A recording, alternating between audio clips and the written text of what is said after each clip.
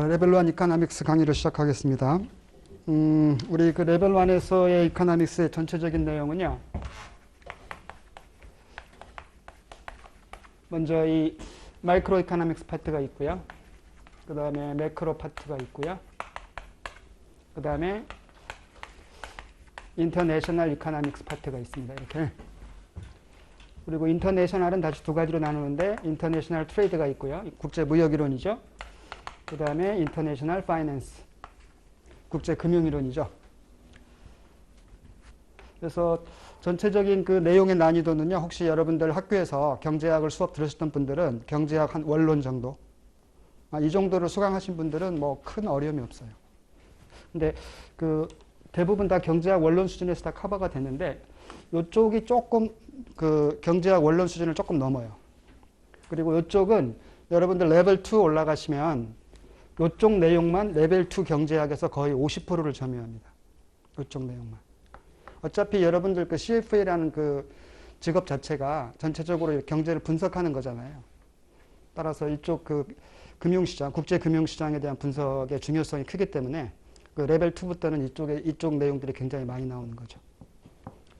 그래서 이쪽은 여러분들 레벨 1 공부하실 때부터 조금 기초를 닦아 놓으시면 레벨 2 올라가서도 굉장히 큰 도움이 되는 거죠. 그러니까 이쪽은 가끔 레벨 1에서 빠졌다가 들어오고 자꾸 이렇게 해요.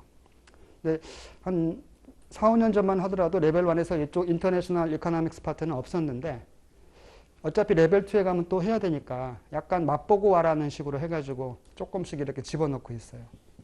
그러니까 제가 보기엔 좋은 아이디어 같습니다. 어차피 레벨 1에서 조금 약간 충전하고 레벨 2에 가서 본격적으로 공부하면 약간 그 이어지는 맛이 있잖아요. 그래서 굉장히 좋은 아이디어 같아요. 그래서 전체적으로 그냥 순서도 똑같습니다. 이쪽 미시적 먼저 공부하고 이쪽 것이 공부하고 그 다음에 마지막에 가서 이쪽 공부하고 이렇게. 경제학이 좀 낯선 분도 있을 수가 있으니까 조금 약간 기초를 닦고 가죠. 이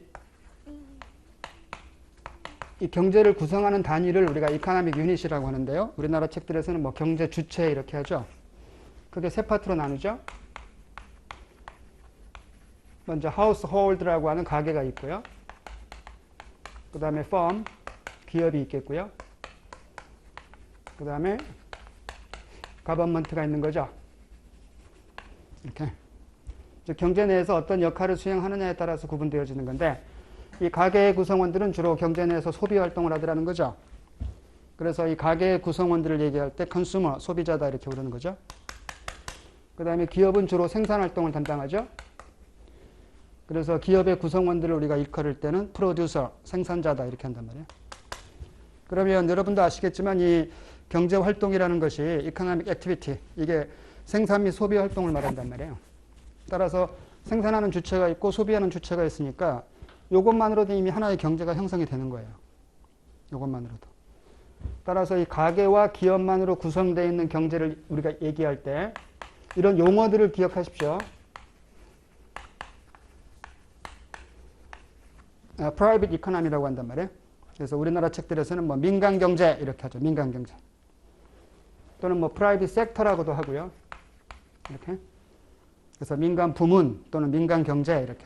그래서 책을 이렇게 읽다 보면 뭐 프라이빗 섹터가 어쩌고 저쩌고 이런 식의 표현이 있단 말이에요. 프라이빗 섹터. 그러면 가계와 기업으로 구성되어 있는 상태구나 이렇게.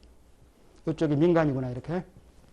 이 정부를 얘기할 때는 우리가 퍼블릭 섹터라고 하죠. 퍼블릭 섹터. 공공부문 또는 퍼블릭 이코노미, 공공경제. 결국 이 정부는 이 민간 경제를 통제하기 위해서 등장했단 말이에요. 이 민간 경제 스스로 이 이코노믹 에피션시, 이 경제적 효율성을 충족 못 시키고 있더라는 거죠. 그러니까 결국 이 경제학이 출발하게 된 동기가 뭐냐면 이 지구상에 존재하는 자원이 희소하다는 거지. 희소성. 따라서 이 희소한 자원들을 어떻게 우리가 효율적으로 활용할 것인가 이걸 고민하는 거죠. 경제학에서는. 그러다 보니까 가장 중요한 화두가 경제학에서는 이코노믹 에피션시예요. 경제적 효율성. 따라서 이 민간 경제로만 구성되어 있는 경제가 스스로 이코노믹 에피션시를 달성하고 있다면 굳이 정부가 경제에 개입할 이유가 없죠. 그런데 이코노믹 에피션시를 충족 못 시키고 있더라는 거죠. 현실적으로. 그러다 보니까 못 시키고 있으니까 시키게끔 한번 유도할 수 없을까 이렇게 한 거지. 정부가 개입해서. 따라서 민간 경제가 달성하지 못하는 것을 정부가 개입해서 그걸 좀 더 효율적으로 활용할 수 있는 방안들을 모색하는 방법은 또 없을까 이렇게 보는 거죠. 그렇다고 뭐 정부가 들어왔다 해서 성공하는 건 아니고요. 정부도 결국 구성원들은 다 인간들이잖아요. 그러다 보니까 뭐 인간들이 직면한 한계라는 것이 항상 있는 거니까. 아무튼 민간 경제에 맡기는 것보다 정부가 개입하는 것이 더 나을 수도 있고 아니면 더 나쁠 수도 있고. 그렇죠? 이런 것들을 여러분들이 구분할 수 있으면 이 경제학이 되게 쉬워져요. 특히 거시 쪽 갈 때 보시면 이쪽 갈 때 보면은 경제 안정을 위해서 시장 경제 스스로한테 맡기는 것이 좋을까? 아니면 정부가 개입해서 어떤 정책을 통해서 경제 안정화를 달성하는 것이 좋을까? 이거에 대한 두 의견이 크게 갈린다는 거죠. 그래서 그 시장 경제를 신봉하는 그 학파들이 존재하는 것이고요. 대표적인 것이 우리가 고전학파라고 하죠. 클래시컬 이코노미스트들. 이 사람들은 시장 경제를 신봉하는 거지. 시장 경제 스스로가 자기들이 알아서 잘 시장을 꾸려 나가더라는 거지. 이에 비해서 그 케인즈라는 인물이 등장하죠. 케인즈. 그 케인즈는 아니다. 시장 경제 스스로는 이 경제적 효율성을 충족 못한다. 따라서 정부가 인터벤션해서 어떤 정책을 통해서 좀 더 효율적으로 경제를 관리하는 것이 오히려 더 도움이 된다라고 주장하는 거죠. 그랬을 때 어떤 정책을 구사하는 것이 과연 좋으냐. 경제 안정을 위해서. 그래서 특히 거시경제학 쪽 갈 때 보면은 우리 그 경제 정책들 있죠. 대표적인 정책이 두 가지가 있습니다. 모니터리 팔러시, 통화 정책이 있고요. 최근에 여러분들 뉴스를 많이 보고 계시다면은 지금 미국 연준, 페드의 연준 의장 말 한마디에 따라가지고 경제가 팍 가라앉고 팍 올라가고 이렇게 하고 있지 않습니까? 그게 통화 정책이죠, 그게. 모니터리 팔러시. 그래서 그 모니터리 팔러시는 어떻게 구사하고 그것들이 전반적으로 경제에는 어떤 영향을 미치고 있느냐. 또 그에 따른 또 부작용들은 또 뭐냐. 이런 것들을 우리가 공부할 것이고요. 또 다른 정책으로는 그 피지컬 팔러시가 있단 말이에요. 재정 정책이죠. 이 재정 정책은 정부 예산 변동을 처리한단 말이에요. 정부가 예산 내에서 그 정책을 구사하는 거니까. 따라서 그 통화 정책을 구사하는 주체와 재정 정책을 구사하는 주체는 똑같은 정부기관 내지만 달라요. 그러니까 통화 정책은 중앙은행이 하는 것이고 재정 정책은 그 나라의 정부 예산을 관장하는 부서들이 있죠. 우리나라는 재경부라고 하죠. 미국은 재무부라고 한단 말이에요. 정부 예산을 관장하는 부처. 거기서 구사하는 정책이 재정 정책이죠. Fiscal Policy. 따라서 이게 정책이 충돌하는 경우도 있어요. 요새 그 영국발 뉴스를 보신 분들은 아마 이걸 느낄 텐데요.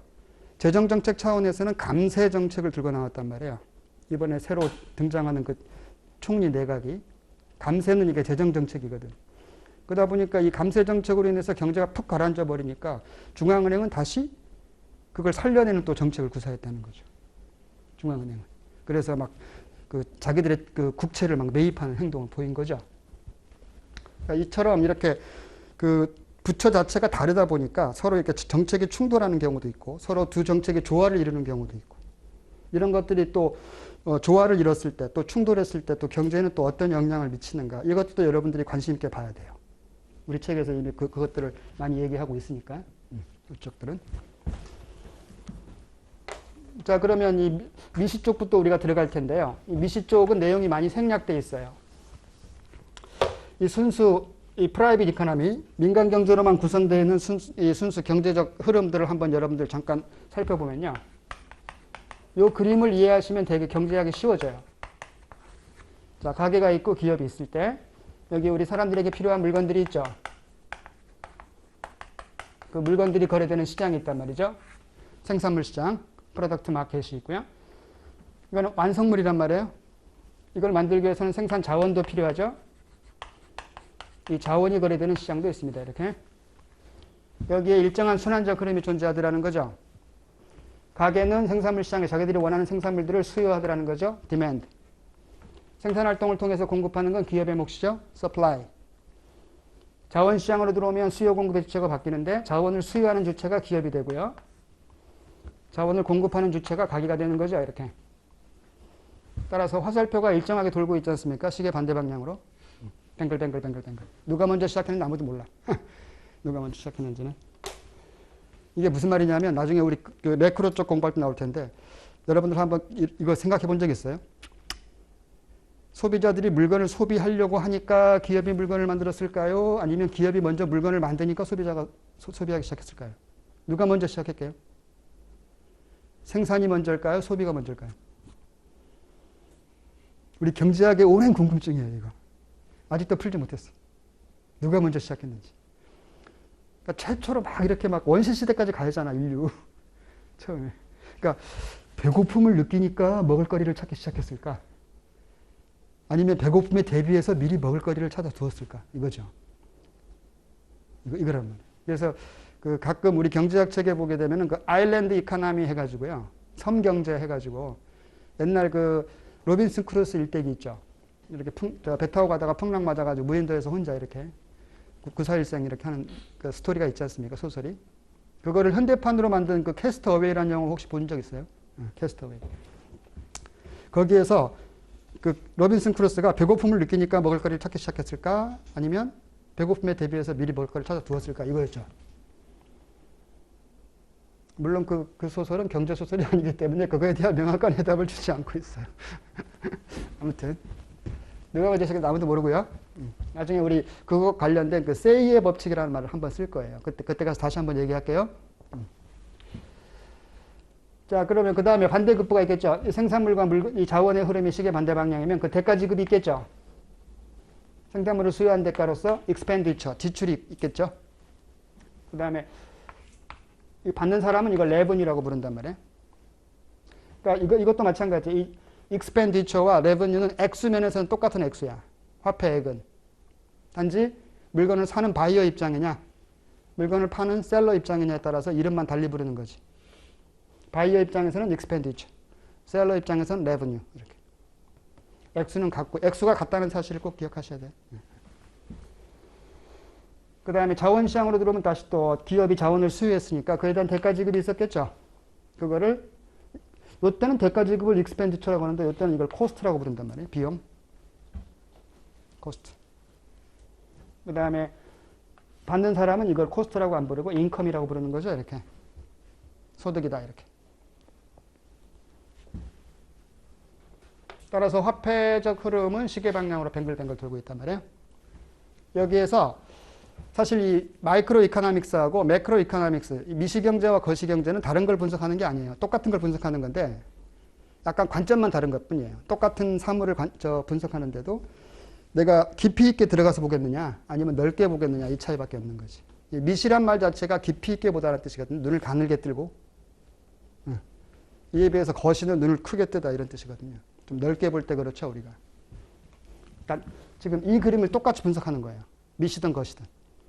근데 미시는 각각 이것들을 세부적으로 들어가 보는 거지. 여기서는 어떤 행동이 나오고 있고, 여기서는 어떤 행동이 나오고 있고, 각각 여기서 어떤 행동들이 나오고 있냐. 이걸 세부적으로 들어가 보는 거죠, 미시는. 그래서 이쪽의 행동을 얘기할 때 우리가 소비자 이론이다 이렇게 하는 거죠. 컨슈머 시어리 이렇게. 이쪽을 얘기할 때는 생산자 이론이다 이렇게. 생산자들의 행태를 분석하는 거지. 그런데 각기 소비자와 생산자가 목표가 달라요. 소비자들은 생산물 시장과 자원 시장에 걸쳐서 목표가 뭐냐면 효용 극대화예요. utility maximization. 효용 극대화. 이 효용이라는 말은 이게 일본식 한자 말이거든요, 이거. 그래서 가끔 뭐 효용 극대화라는 표현도 쓰지만 그냥 우리나라 한자 말로 해서 만족 극대화 이렇게. satisfaction. 만족 극대화. 그래서 가게가 생산물을 이렇게 수요할 때 만족 극대화되는 양을 수요하려고 하더라는 거죠. 자원을 공급할 때도 마찬가지고. 그랬을 때 어떤 행동이 나오느냐 이거죠. 효용 극대화를 추구할 때 어떤 행동들이 나오느냐. 기업은 어떤 목표를 가지고 행동하느냐 하면 기업은 이놈이죠. 이윤 극대화. 이렇게. 우리 지금 자본주의 시장 경제 내에 있는 대부분의 기업들은 100%는 아닙니다만 대부분의 기업들은 다 영리 기업이지 않습니까? 이익을 추구한단 말이에요. 따라서 그 이익을 극대화시키려고 하고 있더라는 거죠. Profit Maximization. 그럴 때 어떤 행동이 나오느냐 이거죠. 각각 여기서 어떤 행동이 나오고 있느냐. 이윤을 극대화하려고 어떤 행동들을 하고 있느냐 이렇게. 그래서 서로 다른 목표를 가지고 행동합니다. 두 경제 주체가. 따라서 자본주의 시장 경제가 언뜻 보기에는 굉장히 어수선하게 보이더라는 거죠. 서로 다른 목표를 가지고 서로 이렇게 줄다리기를 하고 있는 거니까. 그런데 서로 시장에서는 충돌하는 거지. 시장에서. 그래서 이 시장에서 충돌하는 것을 분석하는 이론 분야가 바로 수요 공급 이론이죠. 그래서 생산물의 가격, 프라이스, 생산물의 수량, 퀀티티 이렇게 했을 때 이 소비자 이론에서 밝혀내고자 한 게 뭐냐면요. 이 생산물의 가격과 이 생산물의 수량 간에 과연 이와 같은 행동이 나오느냐 이걸 밝히는 거예요. 소비자 이론에서. 즉 이걸 우리가 수요 곡선이다 이렇게 하죠. 디맨드 커브. 이 그림을 모르시는 분은 없잖아. 그죠? 이거는 뭐 요새는 뭐 중고등학생도 다 아는 그림이니까. 이걸 우리가 흔히 수요 법칙이라고 하지 않습니까? 가격이 높을 때보다 낮을 때 더 많은 양을 수요하려고 하더라. 이거죠? 수요 법칙. 진짜 이런 행동이 나오느냐는 거지. 이 그림이 나오느냐는 거지. 이걸 과학적으로 검증하는 거예요. 소비자 이론에서. 그 다음에 이윤국대화를 추구하는 기업들은 과연 이와 같은 공급 패턴을 보여주느냐 이거죠. 이걸 우리가 공급 법칙이라고 하죠. 따라서 서로 다른 목적하에서 행동하다 보니까 이 가게와 기업이 서로 가격에 대해서 서로 다른 반응을 하고 있다는 거지. 소비자들은 낮을수록 좋아하고 있고 생산자들은 가격이 높을수록 좋아하고 있다는 거지. 따라서 팽팽한 줄다리기를 하는 거죠. 서로의 목표를 달성하기 위해서. 그러다가 과연 양자 간의 합의가 일어나느냐 이거지. 합의. 그 합의가 이루어진 상태를 우리가 흔히 균형이다 이렇게 하죠. 이퀄리브리엄, 균형. 따라서 시장에는 이렇게 균형이 존재할 수가 있겠더라는 거죠. 항상은 아니고요. 항상은 아니에요. 수요 법칙과 공급 법칙이 작용한다 해서 항상 균형이 달성되라는 건 보장이 없어. 여러분들 이런 그림 상상해 본 적 있나요? 공급 곡선 이렇게 생겼고 수요 곡선 이렇게 생겼고. 그러니까 수요 법칙 있죠. 공급 법칙 있죠. 근데 균형은 존재하지 않아요. 서로 합의점이 없는 거지. 이걸 이렇게 연장해 보면 만나는 점이 있긴 하지만 이 만나는 점에서 보면 이게 퀀터티가 마이너스거든요. 수량이 마이너스라는 건 있을 수가 없잖아요. 그 자체도 의미도 없고. 따라서 균형은 존재하지 않는 거죠. 따라서 시장에서 항상 균형이 존재하는 건 아니에요. 그러니까 소비자와 생산자가 만나서 이렇게 불발되는 경우도 있는 거지. 여러분도 그런 경우 가끔 경험하신 적 있죠. 물건 사러 갔다가 그쪽에서 제시하는 가격이 마음에 안 들어. 안 사고 와버리는 거지. 나는 맥시멈 이 가격까지 생각했는데 파는 사람은 최소 이 가격부터 부르는 거죠. 그러면 양자 간의 거래가 성립하지 않는 거죠. 시장 전체적으로도 이런 경우가 있다는 거지. 개별적으로도 있듯이. 어떤 경우인지 상상해 본 적 있나요? 요즘이면 여러분들 상상력 충분할 텐데. 우주여행이야, 우주여행. 요새 무슨 그 머스크라는 사람도 막 우주선 쏘아 올리고 막 그러고 있잖아요. 그리고 일부 기업에서는 지금 우주선 쏘아 올려가지고 사람들 태워가지고 지구 한 바퀴 뺑 돌아가지고 여행시켜주고 하는 거 상품 개발하고 있잖아요. 그러다 보니까 기업 입장에서는 그 비용이 어마어마하는 거지. 우주선 한번 쏘아 올리려면.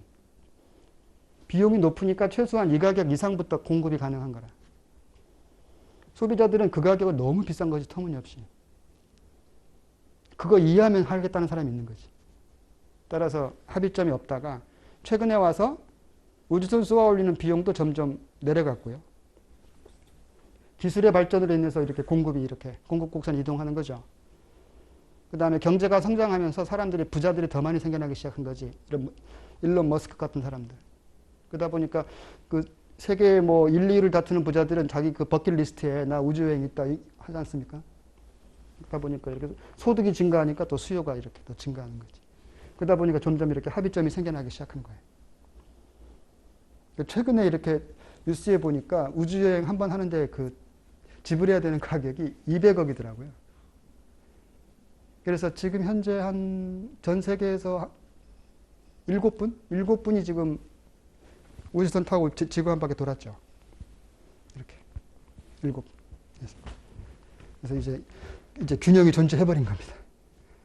그러니까 옛날에는 한 20년 전만 하더라도 균형이 존재하지 않다가 시간이 지남에 따라서 기술의 발전으로 인해서 공급 곡선이 이동하고 소득 증가로 인해서 수요 곡선이 이동하니까 이제 점차적으로 합의점이 생겨나기 시작하는 거죠. 아마 여러분들의 후손들은 혹시 여러분이 죽기 전에 내 아들, 딸들이 혹시 달에 가서 결혼식 하겠다고 할 수도 있는 것 같아요. 달에. 우리나라도 지금 우주선 쏘아 올리고 있죠. 점점. 하나씩, 그죠? 그리고 옛날에 비해서 그 비용이 점점 떨어지고 있거든요. 기술의 발전으로 인해서. 그러니까 나는 달에 가서 결혼식 올리고 싶다. 아니면 최소 신혼여행은 글로 가고 싶다. 뭐 이렇게 가능할 것 같아요. 그러니까 제가 상상하는 것보다 기술의 발전 속도가 훨씬 내가 상상한 것보다 훨씬 빠른 것 같아요. 그러니까 내가 어렸을 때만 하더라도 과연 내가 운전하면서 다닐 수 있을까? 차 운전하는 것도 거의 뭐 내 죽기 전에 한번 해봤으면 좋겠다 뭐 이런 식으로 상상한 적도 있었거든요. 근데 이제는 무슨 뭐 차가 무슨 뭐 대단한 것도 아니고 그냥 옛날 자전거 타듯이 타는 것 같기도 하고요. 그러니까 기술의 발전 속도가 굉장히 빠른 것 같아요. 그래서 아마 충분히 가능하지 않을까 싶기도 해요. 그래서 뭐 상상했던 것들이 현실화되는 것들이 너무 빨리 오다 보니까 뭐 충분히 가능성이 있겠다 싶기도 한데 아무튼 그래서 이쪽 우리가 이 소비자 이론 먼저 공부할 것이고요. 소비자 이론. 여기에 많이 생략된 게 뭐냐면요. 여러분들 경제학 원론 들어오셨던 분들은 뭐 한계 효용 이론, 무차별 곡선 이론 이런 것들 공부한 기억이 있죠. 어렴풋하게 경제학 원론에서. 그러니까 그런 것들이 다 생략됐어요. 이미 여러분들이 알고 있겠거니 해가지고. 그래서 소비자 이론이 잠깐 몇 개밖에 안 나와. 그 다음에 이 생산자 이론은 경제학 원론 수준에 충실하고 있습니다. 처음부터 이렇게 이렇게 전개해줘요. 그래서 이 미시 쪽은 이쪽 내용이 더 많고요. 이쪽 소비자 이론보다는. 그 다음에 거시는 뭡니까? 거시는 이제 경제 주체가 하나가 더 들어오는 거죠. 이제 정부가 이렇게 들어오고요. 정부는 각각의 경제 주체로부터 조세를 걷어들이고요. 이게 주 수입원이죠. 텍스 레버뉴, 조세 수입. 이런 수입이 있으니까 지출이 가능한 거죠. 그래서 생산물 시장에 생산물들을 수요하고 이렇게 자원 시장에서 자원을 수요하고 이렇게 할 수 있는 거죠. 이 조세 수입이 있으니까. 자, 그랬을 때 매크로는 뭐냐면 이 경제의 이 순환적 흐름 있죠. 이 순환적 흐름의 사이즈. 이 사이즈가 어떤 경우에 더 커지느냐 이렇게. 이 사이즈가 커진다는 것은 이놈과 이놈의 양이 더 많아진다는 거거든. 따라서 우리가 흔히 얘기하는 경제 성장이란 말이에요, 이게. 이코노믹 그로스. 경제 성장. 경제가 성장한다는 것은 결국 우리가 물질적으로 더 풍요로워진다는 거죠. 내가 사고 싶은 생산물도 더 많아지는 거란 말이에요. 따라서 어떻게 하면 경제의 성장이 가능할까? 이쪽에 포커스를 맞춰서 보는 게 거시경제지. 그런데 이 경제가 성장을 하면서도 나라 경제를 해롭게 하는 두 가지 해악이 있어. 나쁜 거. 하나는 인플레이션. 요새 뉴스에 많이 나오죠. 인플레이션. 그 다음에 실업. 따라서 우리가 원하는 성장은 막연한 성장이 아니라 실업과 인플레이션을 경험하지 않는 성장을 원하는 거죠. 이걸 우리가 흔히 안정적 성장이라 그래요. 이런 안정적 성장을 달성하기 위해서 어떻게 하는 것이 과연 최선이냐. 이쪽에 포커스를 맞추는 거지. 거시경제학.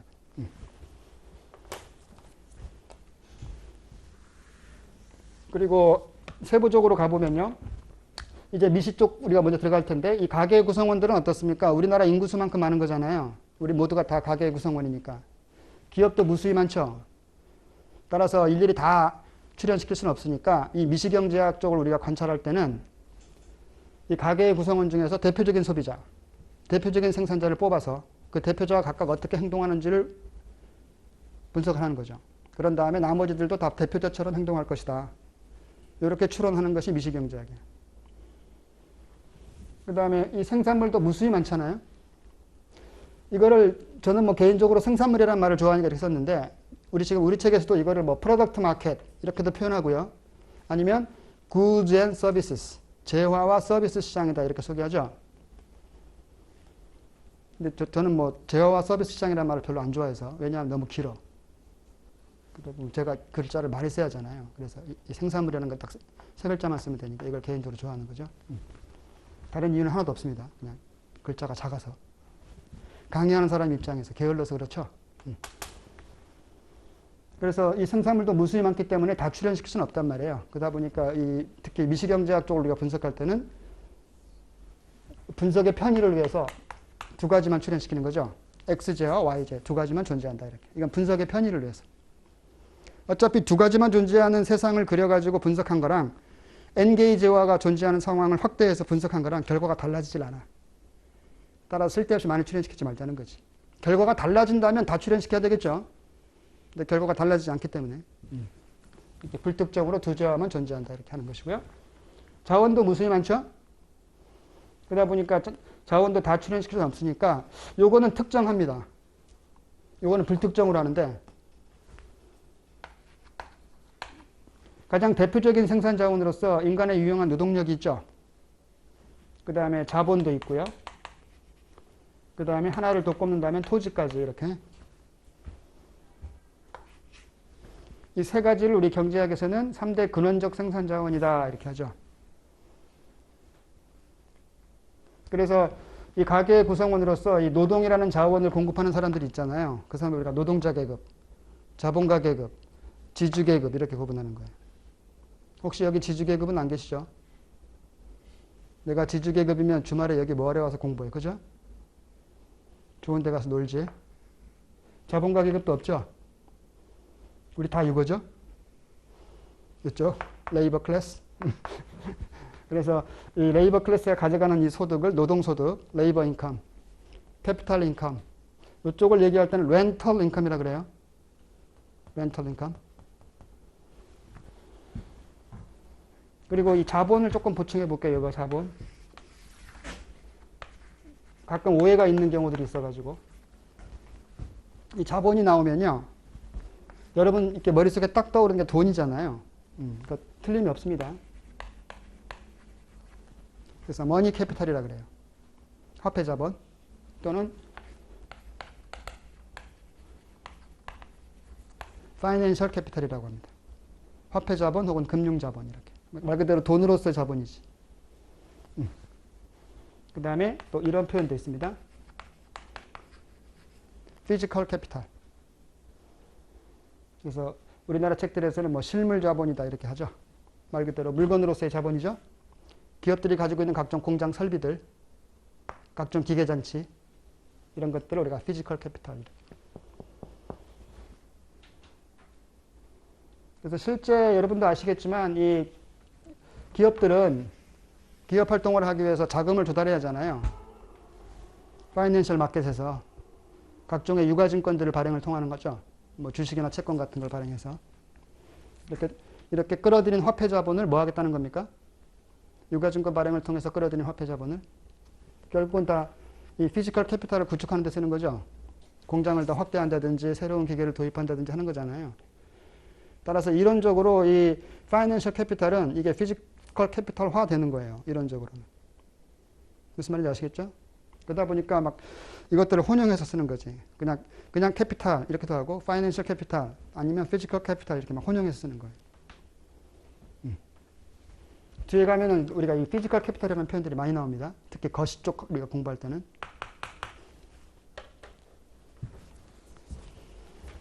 자, 준비가 된 것 같으니까요. 이제 우리 책 내용으로 들어가서 여러분 책 219페이지가 우리 이코노믹스의 출발점이죠. 리딩 8부터 해가지고요. 자, 이 처음 출발점에서는 이 가계와 기업이 만나서 시장에서 서로 충돌한다 그랬잖아요, 아까. 그래서 이게 수요 공급 이론이 있는 거죠. 그래서 거기 수요 이론이 먼저 등장하는데요.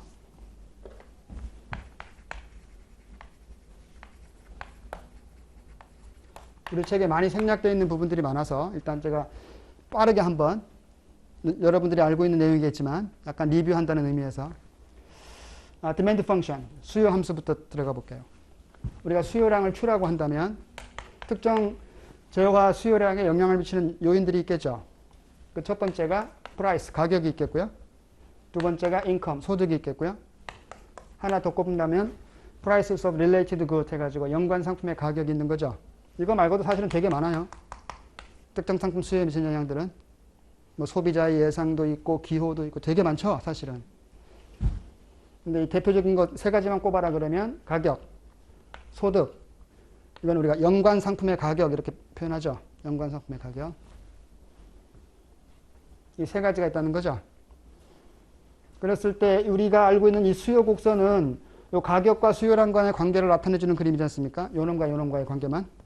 그래서 이쪽 가격, 이쪽 퀀터티 이렇게 하면은 수요 곡선 이렇게 생기는 거죠. 아시다시피. 따라서 이 가격과 이 수요량 간에는 역의 관계가 있다는 거죠. inverse relationship. 따라서 가격이 오르면 수요량이 줄고 가격이 내리면 수요량이 는다. 이건 우리가 이미 알고 있는 거지. 그 다음에 소득이라는 놈도 있습니다. 소득이 많아지면 일반적으로 수요량이 더 늘겠죠. 그 다음에 이 놈은 연관 상품의 가격이라고 했는데요. 이 상품 간에는 이게 릴레이션이 있는 거지, 연관성이. 우리가 이렇게 두 재화가 존재하는 경우를 예시한다 그랬지 않습니까? 이렇게. X재와 Y재 이렇게. 따라서 그 재화의 연관성에는 크게 우리가 이 대체재 관계에 있는 재화를 상상해 볼 수가 있겠고요. 그 다음에 보완재 관계에 있는 재화를 상상해 볼 수가 있겠다는 거죠. 이렇게. 대체재는 서로 이렇게 말 그대로 펑션이 비슷해가지고 서로 대신할 수 있는 거지. 요거 대신에 요 놈으로. 말 그대로 그냥 우리끼리 그냥 쉽게 얘기해서 그냥 비슷비슷한 놈이지. 이에 비해서 보완재는 서로 보조 관계죠. 같이 있으면 더 좋은 거. 따라서 이 대체재 가격입니다. 이게. 연관상품의 가격이라는 것은 또는 보완재 가격 이 의미예요. 대체재의 가격이 더 오를 수가 있겠죠. 대체재의 가격이 올라버리면 어때? 이 상품에 대한 수요는 더 늘어나겠죠. 왜냐하면 대체재는 이제 가격이 올랐으니까 비싼 놈이 돼버렸잖아. 따라서 비싼 놈 대신에 싼 놈으로 소비하려고 할 테니까. 따라서 대체재 가격이 상승하면 특정 재화의 수요량은 증가한다. 이거죠. 그러니까 대체재는 서로 양의 변화가 상반되는 거란 말이에요. 말 그대로 대신하는 놈이니까. 이에 비해서 보완재는 서로 같이 가는 거란 말이에요. 따라서 보완재 가격이 상승해버렸다. 그러면 보완재 수요도 줄고 이놈도 같이 줄은 거지. 이놈은 같이 가는 거니까. 따라서 연관 상품의 가격들이 어떻게 변동하느냐에 따라서, 즉 이 대체재의 가격과 보완재의 가격이 어떤 식으로 반응하느냐에 따라서 이 상품의 수요가 영향을 받고 있다는 거죠. 이 얘기란 말이에요. 그랬을 때 뭐 각각의 요인들이 변동했을 때 수요량이 늘 수 있다, 줄 수 있다. 이건 우리가 이제는 판단할 수 있다는 거지. 이 정도는 이제는 판단할 수 있는데, 만약에 가격이 상승했을 때 수요량이 줄긴 주는데 얼마만큼 줄까 말이에요. 그러면 소득이 느니까 상품의 수요가 증가하는데 얼마만큼 증가할까? 구체적으로. 증가, 감소 이 방향은 알겠는데 얼마큼만 크기로 반응할까? 이거에 대한 궁금증이 생기더라는 거죠. 그거를 해소해주는 컨셉이 바로 우리 첫 번째 등장하는 우리 책 219페이지 경제학의 출발점에서 등장하는 elasticity, 탄력성이라는 컨셉이죠. 탄력성.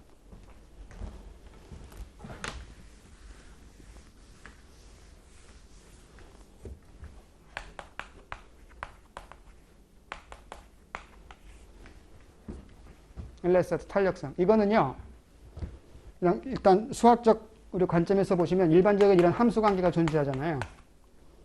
그러면 independent variable, 독립변수, dependent variable, 종속변수. 이랬을 때 이 독립변수인 x가 변화하면 종속변수인 y에도 어떤 분명한 영향을 주겠죠. 그랬을 때 이 독립변수의 변화, 반응도, 이 반응도를 일레서티라 그래요. 탄력성. 사실 우리나라 말로 좋은 말이 있었죠. 반응도라는 말이 원래. 옛날에 그냥 반응도라고 번역했으면 좋았을 것 같은데, 이 일본 사람들이 번역 문화가 굉장히 발전을 했었기 때문에 미국에서 좋은 책이 나오면 가장 빠르게 번역을 해버려요. 일본 사람들이. 그러니까 미국 책을 빠르게 번역을 해가지고 주요 용어들은 다 한자말로 표기했단 말이에요. 일본도. 근데 그 한자말이 우리나라에서는 안 쓰는 한자인데도 그걸 여과 없이 우리가 받아들인 것들이 많아요. 그래서 이제는 마치 우리나라 말화 돼버린 거지. 사실은 일본 말인데. 그래서 이 경제학 책, 우리나라 책 특히 읽다 보면은 이 일본식 한자말들이 되게 많아요. 옛날에는 우리가 안 썼던 말들이거든. 그러니까 굉장히 낯선 것들이죠. 그래서 우리나라 책으로 이렇게 배워도 어떤 때는 우리나라 말 자체가 어려울 때가 있어요. 경제학이. 그래서 가끔 학교에서 1학년 학생들 강의하다 보면 그거에 대한 어려움을 토로하는 학생들이 있어요. 우리나라 말인데도 어렵습니다. 이렇게. 그러니까 한자가 익숙지 않으니까 그래요. 그 말이. 이렇게 친숙한 거면 되게 이해가 쉬울 텐데 그런 안타까움이 있는 거죠. 아무튼 반응도가 우리나라 말로 있는 거죠. 그랬을 때 요 종속 변수가 독립 변수가 약간만 변해도 이게 크게 반응할 때가 있잖아요. 그럴 때 우리가 흔히 민감하다 그러죠. 그 민감할 때를 elastic, 탄력적이다 이렇게 표현하고요. 둔감하게 반응할 때를 inelastic, 비탄력적이다 이렇게. 그리고 우리가 공부하는 범위 내에서 요 정속 변수는 다 퀀터티야, 퀀터티. 양이란 말이야, 양. 우리가 배우는 수준에서는 지금 다 정량 분석이거든. 여러분 지금 통계학도 배우시지 않습니까? 통계학도 다 정량 분석이 대부분이잖아요. 물론 정성 분석하는 통계 분야도 있지만, 그렇죠? 양을 대부분 다 분석하는 거니까. 양에 큰 변화가 왔다. 증가할 때 크게 증가하고 감소할 때 크게 감소했다. 이러면 우리가 탄력적이래. 아무튼 증가 감소를 따지는 게 아니에요. 일단 양이 증가할 때나 감소할 때나 크게 반응했다면 elastic. 적게 양이 반응이 왔다면 inelastic 이렇게. 오케이? 자, 따라서 여기 보시면 수요 함수가 지금 이놈이라고 했잖아요, 우리. 여기 보시면 독립 변수가 세 가지잖아요, 이렇게. 그렇죠? 따라서 이놈이 변동했을 때 이놈이 크게 반응하느냐. 요놈이 변동했을 때 요놈이 크게 반응하느냐. 그다음에 요놈이 이렇게. 그래서 이제 탄력성 개념으로 이제 깊이 있게 들어가 보면 그 원인 변수 하나하나마다의 탄력성이 존재하는 거지. 그래서 원인이 가격이면 가격 탄력성이라고 하고, 원인이 소득이면 소득 탄력성, 원인이 연관 상품 가격이면 연관 상품 가격 탄력성 이렇게 불러야 되는데 이름이 너무 길잖아요. 그러다 보니까 요 놈은 이름이 너무 길다 보니까 그냥 줄여서 교차 탄력성 이렇게 하는 거죠. 교차 탄력성. 그래서 우리가 이 세 가지 개념을 공부할 거예요. 그래서 먼저 우리 책 거기 출발점에서는 이 가격을 먼저 소개하고 있죠.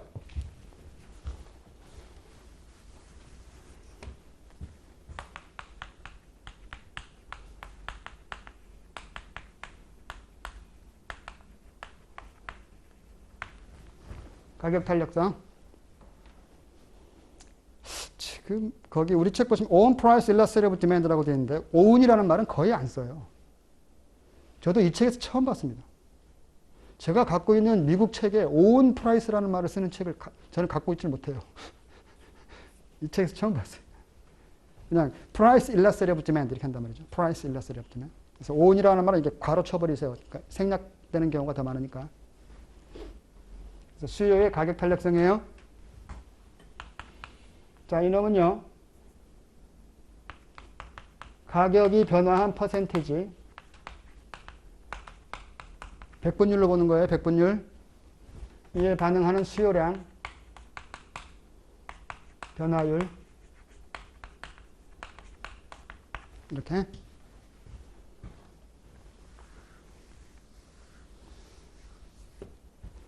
그래서 우리가 변화율을 우리가 구할 때 이렇게 하죠. 가격을 P라고 했으니까 P분의 델타 P 곱하기 100 이렇게. 100분율이니까 곱하기 100 해야 되죠. 여기에 이 델타 P는 이게 변동된 분을 말하는 거죠. 가격이 예컨대 10불에서 13불로 상승했다면 3불만큼 변동한 거죠. 그러면 수요량도 마찬가지. 식은 똑같겠죠. 이렇게. 이게 정확한 수식입니다. 가격이 변화한 퍼센테이지분의 수요량이 변화한 퍼센테이지. 그리고 계산 문제를 풀기 위해서 이거 지금 이렇게 대분수꼴로 되어 있잖아요. 항상 이런 식으로 기억하셔야 됩니다. 이렇게. 반드시. 그래야 계산 문제에 대비할 수 있어요. 나중에 왜 이걸 기억해야 되는지는 금방 우리가 확인할 수 있으니까 그때 보기로 하고요.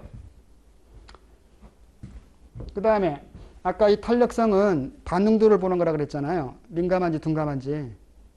원인이 이놈이고 결과가 이놈이지 않습니까? 따라서 원인과 결과가 똑같아 버리면 퍼센테이지가 1이 나오잖아요. 그러면 그게 민감한 건지 둔감한 건지를 판단할 수 없지 않습니까? 따라서 이 탄력성은 항상 2를 기준으로 해서 민감한지 둔감한지를 평가하는 거지. 1보다 큰 값이면은 이 전체 값이 아무튼 요 값보다는 이게 큰 거잖아. 그죠? 이것보다는 이것이 커야 1보다 크잖아. 그죠? 그러면 원인보다는 결과가 크게 나온다는 뜻이지 않습니까? 따라서 1보다 크면 탄력적, 1보다 작으면 비탄력적 이렇게 하는데 안타까운 점이 뭐냐면 이 수요량과 이 가격은요 서로 역의 관계가 있단 말이에요. 일반적으로 가격이 오르면 수요량이 줄어버린다는 거지. 따라서 수학적으로 이 수요의 가격 탄력성은 수요 법칙이 성립하는 한 항상 마이너스 값이 나오게 돼 있어요. 그죠?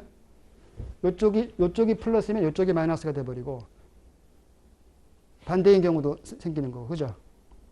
그러다 보니까 이게 해석이 안 돼버리는 거지. 항상 마이너스 값이 나와버리니까. 왜냐하면 1과 비교해서 1보다 크면 탄력적, 1보다 작으면 비탄력적 이렇게 하려고 그러는데 마이너스 값은 어차피 다 1보다 작은 값이잖아. 그러다 보니까 해석이 안 되니까 해석을 할 때만, 인터프리팅 할 때만이에요. 인터프리팅 할 때만. 이거를 이렇게 absolute value를 취하는 거죠. 절대치를 씌운 상태에서 1보다 크면 elastic, 탄력적이다 이렇게 하고요. 1보다 작으면 inelastic, 비탄력적이다 이렇게 하고요. 그 다음에 기준값이 1이었죠. 1. 그러면 이놈은 지금 탄력적이고 비탄력적이도 않는다 그랬잖아요. 따라서 이놈을 얘기할 때는 unit elastic 또는 뭐 unitary elastic이라고도 합니다. unitary, unit 또는 unitary. 그 다음에 극단적인 경우가 있어요. 이게 무한대값을 갖는 경우가 있겠고요. 영의값을 갖는 경우가 있는 거죠. 극단적인 값.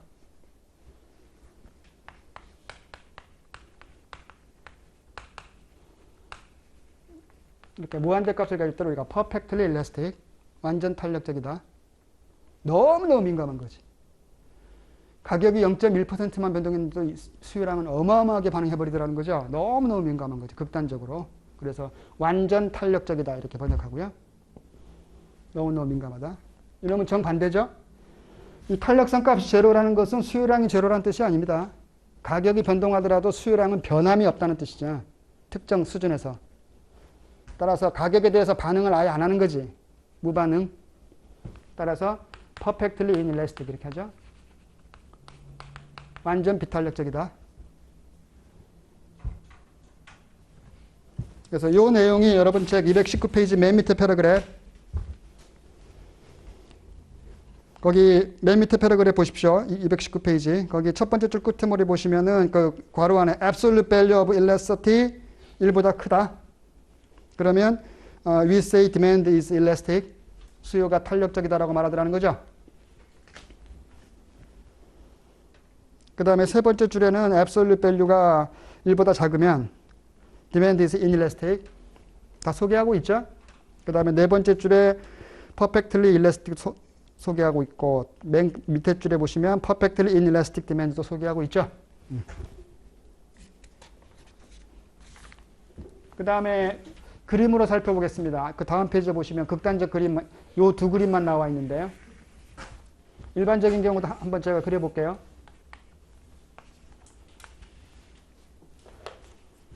수요 곡선이 상대적으로 이렇게 기울기가 이렇게 스티프하게, 가파르게 이렇게 형성되는 경우가 있겠고, 이게 플랫하게 형성되는 경우가 있겠다는 거죠. 그럼 한번 실험해보면 되게 쉬워요. 일단 교차점에서만큼은 가격과 양이 두 그림 모두 다 똑같으니까. 이렇게. 한번 가격이 이렇게 내려갔다고 볼까요? 그러면 각각 어떻게 반응하는지를 보면 되겠죠. 가파른 놈은 어때요? 이 정도 반응하고 있죠, 양이? 하지만 완만한 녀석은 똑같은 가격 변동에 대해서 이만큼 반응하고 있죠. 따라서 이게 더 민감하지 않습니까? 따라서 기울기가 상대적으로 이렇게 플랫하면 elastic demand curve, 이렇게 탄력적인 수요 곡선이라고 하고요. 상대적으로 가파르면 inelastic demand curve라고 하는 거죠. 이렇게. 경제학은 여러분들 무조건 상대적 관점이야. relativelly란 말이 생략돼서 항상 relatively. 그러니까 절대적으로 무조건 가파르면 비탄력, 이거 아니야. 완만한 놈에 비해서 상대적으로 가파르면 비탄력적이라는 거지. 항상 상대적 관점이에요. 무슨 말인지 아시겠습니까? 뭔가 우리가 이 경제학도 이게 쉽게 얘기해서 비교 분석하기거든. 비교 분석. 그러니까 뭐 예컨대 이런 거죠. 뭐 옛날 10년 전에 비해서 지금 현재가 우리가 생활 수준이 더 좋아졌습니까? 나빠졌습니까? 이렇게 하는 거잖아요. 1년 전에 비해서 더 좋아졌습니까? 나빠졌습니까? 이렇게 다 비교하는 거잖아요. 시점 간 아니면 두 상태 간 비교하는 거지 항상. 따라서 이 relative이라는 말이 항상 있다는 사실을 꼭 기억하시는 게 좋아요. 이해할 때. 그 다음에 극단적으로 지금 우리 책에도 있다시피 우리 책에 이 그림은 있죠. 이렇게 수직인 녀석이 있고요. 이렇게 수평인 녀석이 있는 거죠. 수요 곡선이. 이 수직인 녀석은 가격이 움직이더라도 양은 이 상태에서 움직임이 거의 없다라는 거지 않습니까? 따라서 반응이 거의 없는 거죠. 따라서 완전 비탄력적인 수요 곡선이다 이렇게 하죠. Perfectly inelastic demand curve. 요놈은 반대죠. Perfectly elastic demand curve죠. 요놈은. 그러니까 가파르면 가파를수록 상대적으로 비탄력적이라고 그랬잖아요. 그렇죠? 그러다가 완전히 수직으로 가팔라져 버리면 완전 비탄력적. 완만하면 완만할수록 탄력적이지 않습니까? 그러다가 완전히 누워버리면 완전 탄력적. 이렇게.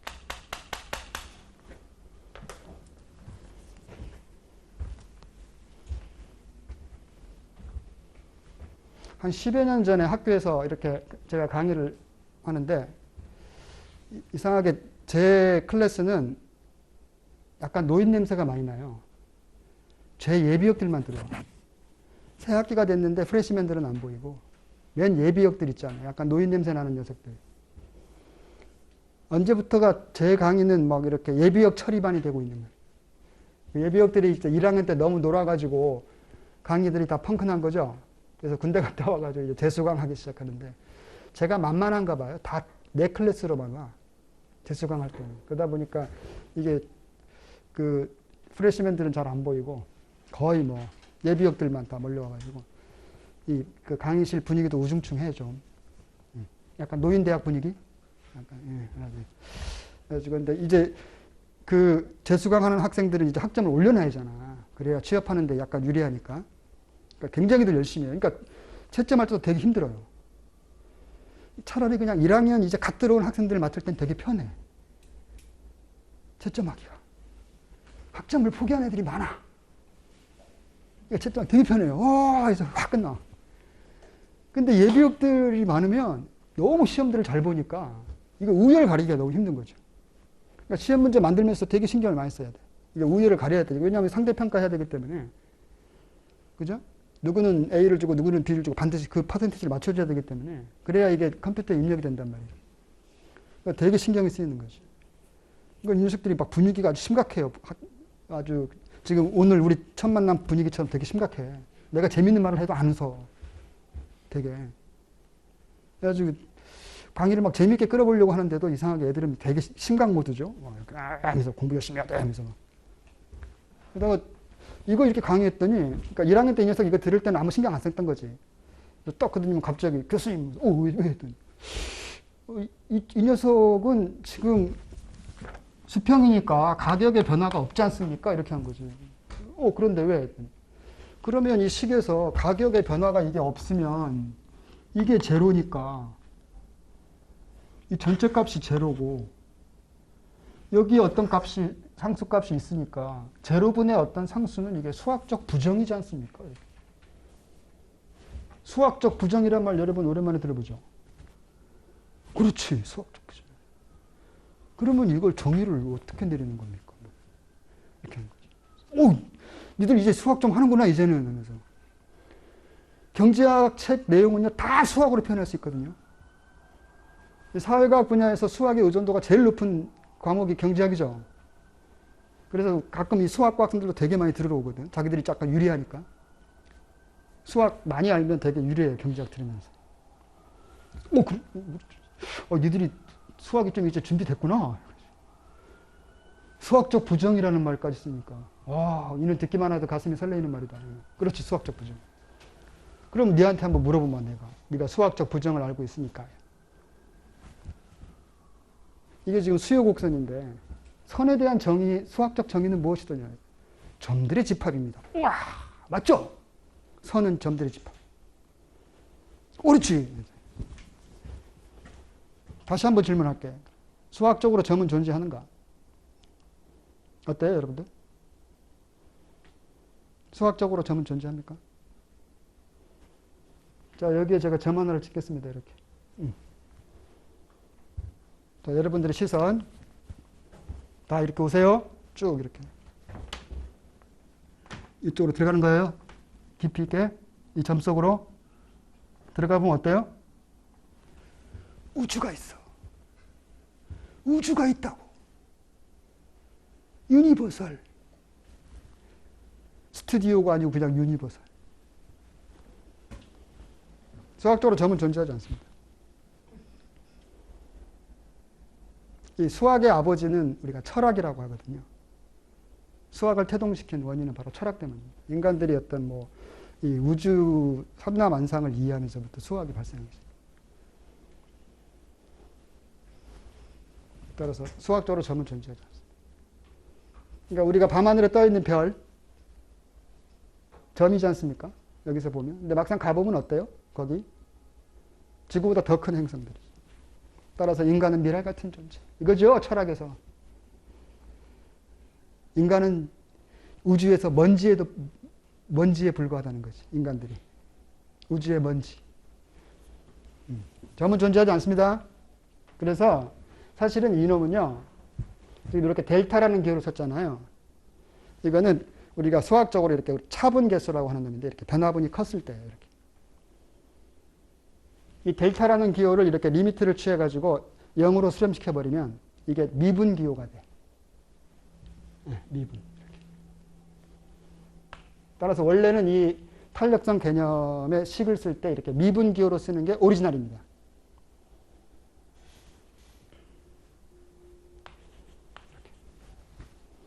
그러니까 미분이라는 말은 그냥 쉽게 얘기해서 그냥 미세하게 분해했다 이런 뜻입니다. 사실. 잘게 쪼갤 수 있다는 거죠. 그러니까 우리가 수학에서 이렇게 정수 단위로 1, 2 이렇게 하잖아요. 여러분도 아시다시피 1과 2 사이에도 무리수가 존재하잖아요. 따라서 계속 잘게 쪼갤 수 있다는 뜻이죠. 미세하게. 따라서 가격의 변화가 제로라는 것이 아니라 우리가 편의상 현실에 있는 가격들은 다 정수 단위지 않습니까? 근데 실제 이건 수학으로 본다면 가격이 0.00000000001% 변동했을 때 이런 뜻이죠. 그랬을 때 양이 어마어마하게 증가하는 거죠. 이렇게. 따라서 이렇게 무한대값이다. 이렇게 하는 거죠. 그래서 그 학생 질문이 나오니까 너무 제가 기뻐가지고 그다음에 그러면 우리 이거 그냥 미분 기호로 바꾸자 해서 그냥 미분으로 다 설명했거든요. 탄력성 개념 공부하면서. 그래서 나는 편하지. 기호가 막 생략되니까 수학으로 하면. 말로 안 써도 되니까. 그림도 거의 그릴 필요 없이. 그래가지고 다음 시간에 이렇게 딱 왔더니 그 질문했던 학생이 교수님 저 옛날처럼 돌아오시면 안 돼요. 친구들이 저를 죽이려고 합니다. 친구들한테 완전 왕따 당했다고 합니다. 질문 한번 했다가 왕따 당했다고. 그래서 우리 그 경제학을 전공하려는 학생들은 우리 경제 수학을 열심히 공부해야 되거든요. 그래서 그 경제 수학의 난이도가 되게 높아요, 사실. 거의 한 학기 동안 한 1000페이지 분량의 수학을 배워야 되는데 행렬, 벡터 이런 까지 다 배워야 돼요. 공간 개념으로 이해해야 되거든요, 사실.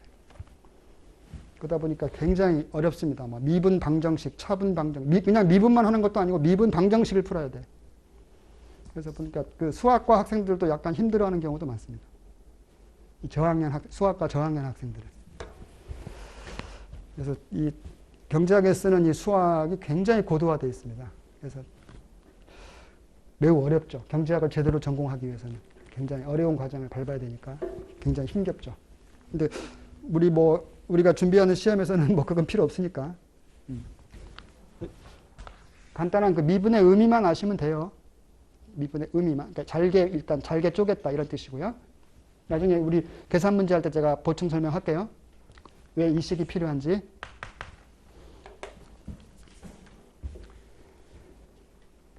그 다음에 220페이지 거기 그림 밑에 그러면 실제로 우리가 수많은 재화나 서비스를 소비하고 있는데 어떤 상품은 탄력적으로 어떤 상품은 비탄력적으로 소비하고 있거든요. 우리 모두가 다. 그러면 그 가격 탄력성에 영향을 미치는 원인들이 있겠죠. 거기 220페이지 첫 번째 패러그래프에 보시면 밑줄 그으세요. There are few or no good substitute for a good. 한 재화에 대한 마땅한 대체제가 없거나 적을 때, 대체제가 없거나 적을 때예요. Demand tend to be relatively inelastic. 상대적으로 비탄력적이라는 거죠. 대체제가 없으면 비탄력적이다. 두 번째 패러그램은 반대 상황 얘기하고 있죠. 대체제가 많으면, 두 번째 패러그램은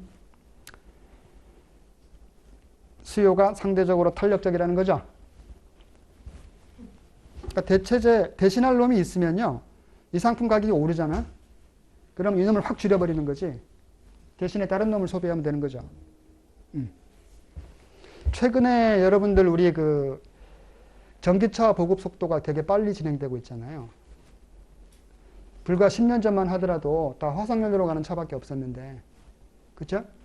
그러니까 10년 전만 하더라도 이게 그 석유라는 그 화석연료에 대해서 우리나라 사람들이 대체 에너지가 없었기 때문에 굉장히 비탄력적으로 소비할 수밖에 없었거든. 그러니까 기름값이 올라도 많이 못 줄이는 거죠. 그 당시에는 대체제가 없었으니까, 대체 에너지가 없었으니까. 근데 최근에는 이렇게 전기로 가는 차, 그 다음에 수소로 가는 차, 뭐 굉장히 많은 대체 에너지들로 가는 자동차들을 개발하고 있잖아요. 그러다 보니까 점점 과거에 비해서 대체제들이 등장하기 시작하니까 좀 더 탄력적으로 이렇게 바꿀 수 있는 거지. 소비 패턴이. 그러니까 대체제가 없을 때보다는 있을 때 더 탄력적으로 반응할 수가 있겠다라는 거죠. 그 다음에 두 번째는 거기 세 번째 패러그래프부터 보시면 other factors 해가지고요. 가격 탄력성에 영향을 미치는 두 번째 원인으로서 거기 까만 다트 있죠? 네모난 놈.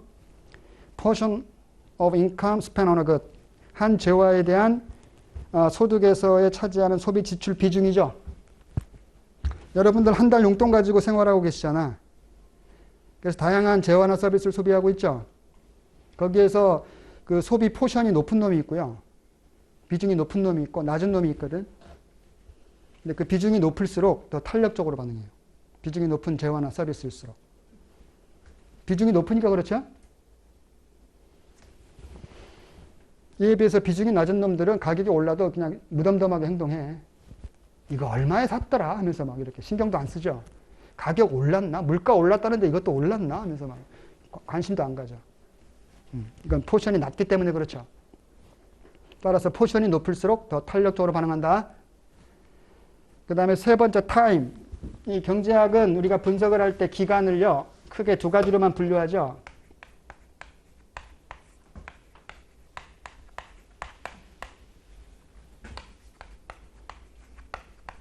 이렇게 셜런과 롱런으로.